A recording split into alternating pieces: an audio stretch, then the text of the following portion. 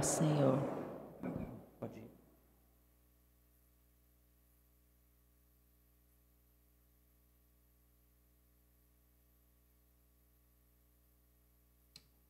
Irmãos e irmãs, no início desse evangelho de hoje, com certeza, os pais, muitas vezes, fazem essa mesma experiência de Jesus. Nós escutamos esse alguém do meio da multidão que disse a Jesus: Mestre, dize ao meu irmão que reparta a herança comigo. E às vezes em casa, a gente sabe que as crianças, chamam a mãe ou o pai e pede que eles intervenham para que o irmão ou a irmã divida o brinquedo, divida o lanche, pede que dê o controle da televisão. Os pais, como mediadores das relações dentro das suas casas, diante daqueles pequenos conflitos que os filhos pequenos começam a ter, os pais precisam se colocar como mediadores, interlocutores, para que assim as coisas se resolvam. Mas mais do que resolver pelos filhos, é importante fazer com que os filhos se resolvam e não tomar partidos, fazer com que entendam, fazer com que saibam se relacionar, saibam dividir as coisas, para que quando estiverem maiores, eles não entrem nessa contenda que nós escutamos no início do Evangelho. Aqui, irmãos maiores que já não se entendem por conta dos bens materiais. Essa briga, essas dificuldades, elas não podem se perpetuar no seio das nossas famílias. É necessário que, desde criança, os pais, as famílias, saibam ensinar em quem nós devemos colocar a nossa confiança, devem ensinar que nós vivemos em função da vida eterna, que tudo mais é passageiro nesse mundo. O Evangelho de hoje, a liturgia da palavra, não está dizendo que nós não temos que trabalhar e não temos que ter as nossas coisas, mas está chamando a atenção justamente sobre como nós colocamos o nosso coração em cima das coisas. Parece que nosso coração está em cima dos bens materiais, do dinheiro, e aí as coisas vão se acumulando ao ponto de esconder o coração. A nossa vida está em função de adquirir, de acumular, de possuir. E isso vai na contramão daquilo que Jesus Cristo nos ensina na Escritura, daquilo que Ele nos ensina nos Evangelhos. Inclusive, tudo aquilo que nós adquirimos, claro, deve servir para uma boa vida, o conforto das famílias, mas também deve servir para o bem comum, a exemplo da comunidade primitiva que nós aprendemos dos Atos dos Apóstolos, que cuidavam uns dos outros. E o que nós vemos no nosso meio, na sociedade em que nós vivemos, é que muitas vezes essa gana, esse desejo de adquirir cada vez mais, nos coloca numa posição diferenciada nesse mundo. Que posição?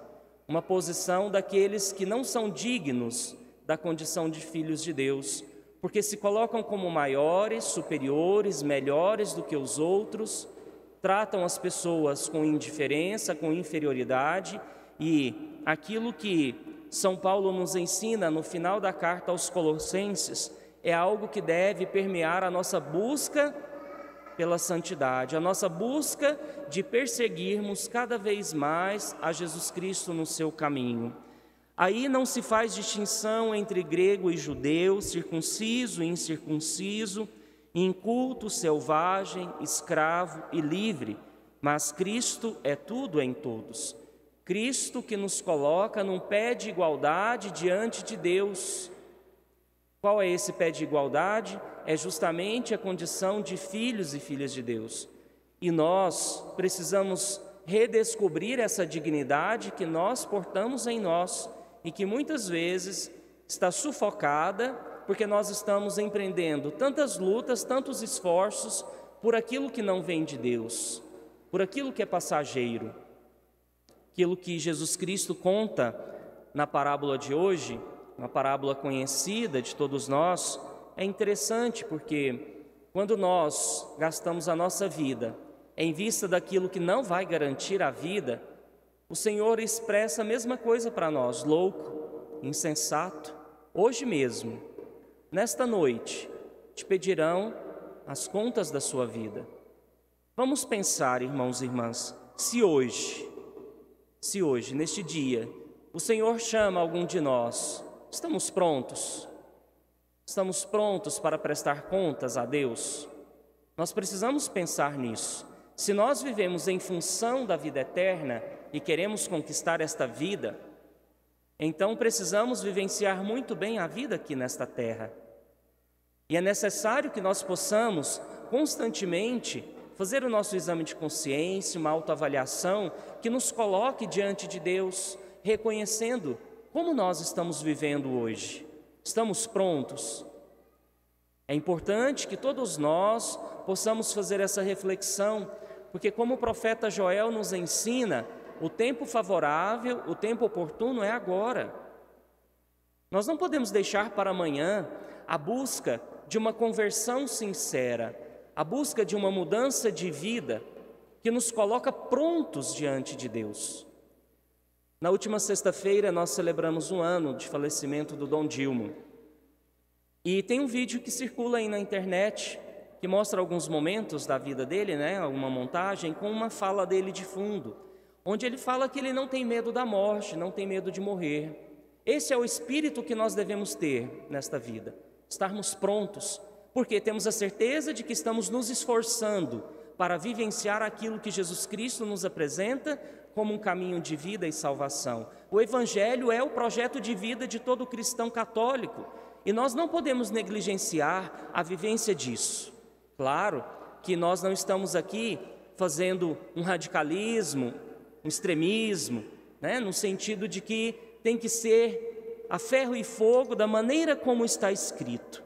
O Senhor fala a cada um de nós por meio dessas palavras, e é nesse diálogo íntimo com o Senhor que nós vamos perceber como está sendo a aplicação dos seus ensinamentos na nossa vida. Na primeira leitura, nós escutamos aquele trecho famoso também, que nós sempre usamos no dia a dia da igreja, de vez em quando assim, para chamar a atenção de um modo mais sutil, de um modo mais fraterno. Vaidade das vaidades, tudo é vaidade. Porque muitas vezes, como já foi dito, nós gastamos as nossas forças, a nossa saúde, em vista daquilo que é perecível. E aquilo que é perecível não nos garante a vida em Deus. A nossa vida nesse mundo também é passageira, e devemos ter a consciência disso, de que quando formos chamados por Deus, tudo ficará para trás. Por isso a necessidade de usarmos tudo aquilo que adquirimos e também de colocarmos aquilo que somos à disposição do reino de Deus, que já começa aqui entre nós.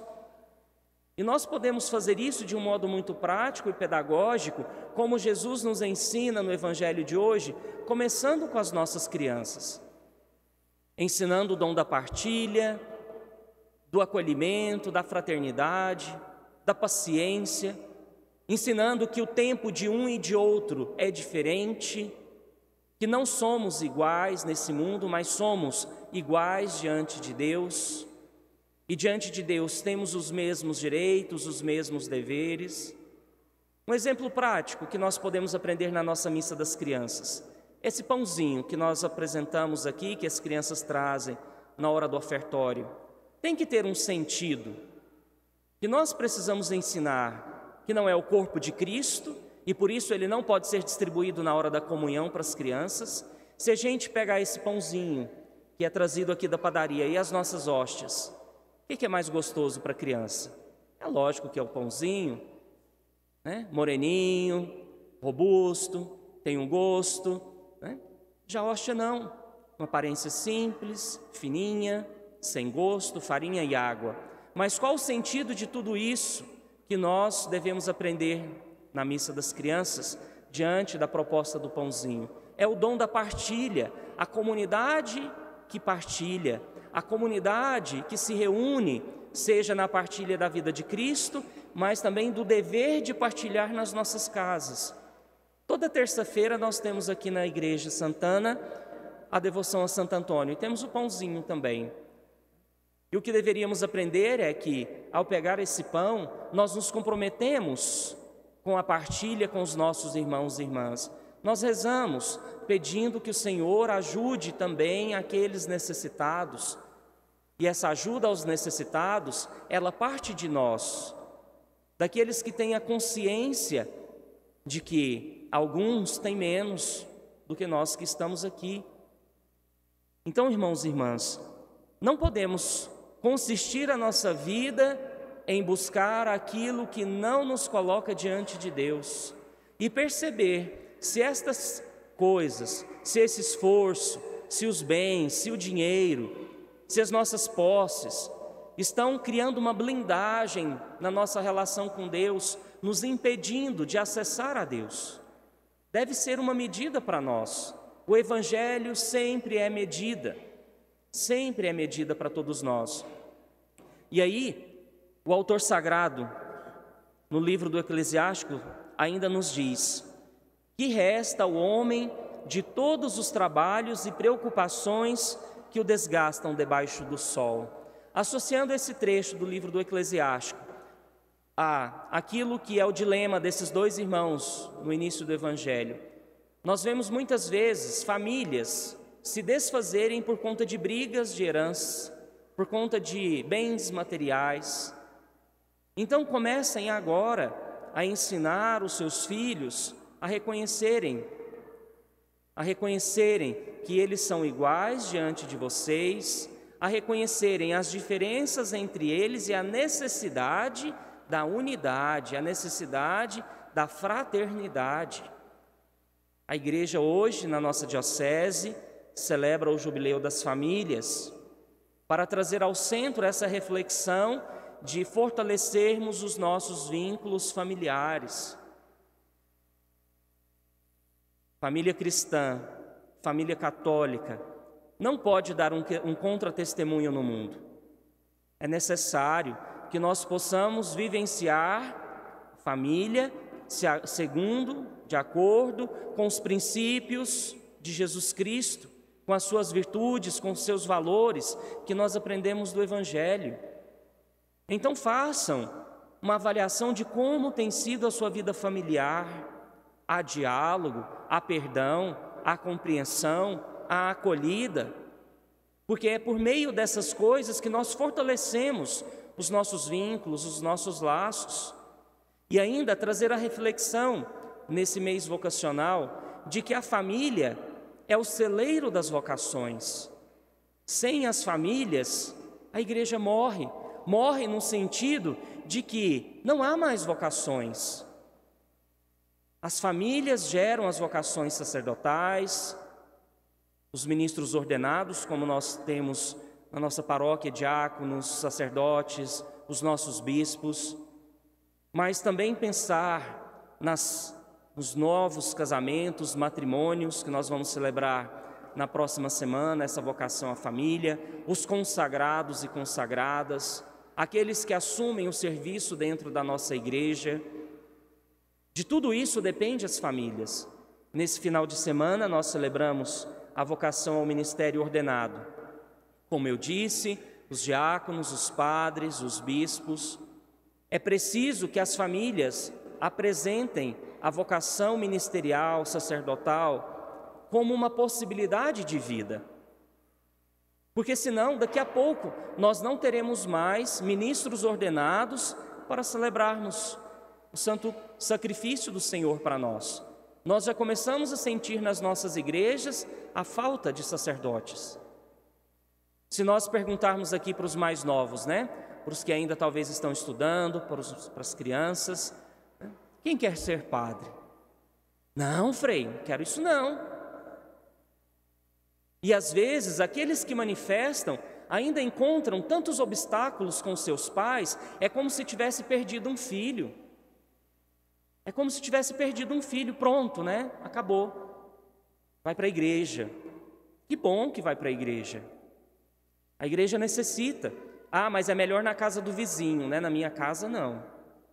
Eu tive uma experiência assim na minha vida, quando comecei esse caminho vocacional, estava perto de entrar, minha avó foi muito categórica e disse: larga disso, vai namorar e arrumar netinho para a vovó. Muito católica, né? Mas o padre era lá da casa da vizinha. Depois ela se converteu no sentido de aceitar e achou muito bom, né? Mas o fato é esse, irmãos e irmãs. Se nós não começarmos a trabalhar a vocação ministerial dos diáconos, padres, na igreja, nós não vamos ter. Porque o mundo apresenta tantas outras propostas para nós, que são tentadoras, mas que nós precisamos também ensinar esse caminho daqueles que se oferecem a Cristo no serviço da igreja. Então, que nós hoje possamos rezar e pedir, seja pelos padres que servem esta paróquia, aqueles que por aqui passaram, mas que nós também possamos rezar por aqueles sacerdotes, por aqueles ministros ordenados que estão em alguma crise na sua vida, estão doentes. Hoje o número de padres doentes, jovens, é muito grande, sejam as doenças físicas, mas também as psicológicas, as emocionais. O número de padres que suicidaram no Brasil tem crescido cada vez mais, porque tem o lado bonito que todos veem dessa vida, dessa vocação, mas também tem o lado desafiador. E que às vezes, de acordo com as pessoas, né, que assumem essa vocação, não tem tanta facilidade para colocar ela em prática. É preciso que as comunidades não coloquem os padres nos pedestais. Muitas pessoas tratam os padres como seres perfeitos, pessoas santas, e não são. São seres humanos como qualquer um de vocês, passíveis de erros, têm suas limitações, mas muitas vezes a forma do povo se colocar na comunidade empurra o padre para o precipício, porque infla o ego dele de tantas vaidades que daqui a pouco ele percebe que tudo é vão e a vocação não subsiste pelos elogios, pela fama, pelos lugares de destaque na igreja. Tudo isso passa, tudo isso é passageiro. Quando nós encontramos um padre, um frade idoso celebrando a missa, como temos aqui, Frei Chico, tínhamos o Frei João Mendes, devemos olhar neles sim pessoas que estão mais perto da santidade, porque passaram pelos grandes momentos de crise da sua vida sacerdotal e chegaram a essa idade sendo fiéis a essa vocação que o Senhor concedeu. E às vezes eles encontram a impaciência da comunidade. Lá vem esse padre velho de novo, ninguém entende o que ele fala. Há pessoas que se colocam dessa maneira, esquecem que o essencial é aquilo que é celebrado, mesmo que eu não entenda nada.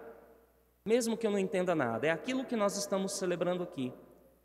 Então, irmãos e irmãs, nós precisamos redescobrir na igreja o valor da vocação sacerdotal, dos ministérios ordenados, não simplesmente para pedir a bênção para o padre na entrada da igreja, não simplesmente para virem aqui comungar e cumprir o preceito dominical, mas para que vocês também possam oferecer os seus filhos para essa vida, para esse caminho que a igreja tanto necessita. Então, que nós possamos pedir a Deus que envie santas vocações que estejam dispostas a vivenciar na radicalidade esse caminho que o Senhor nos apresenta. Então, que nós peçamos a intercessão da Virgem Maria, a Mãe das Vocações, para que assim apresente a Jesus Cristo e a sua Igreja homens dispostos a colaborar com a edificação do Reino de Deus por meio dos seus ministérios. Louvado seja nosso Senhor Jesus Cristo. Para sempre.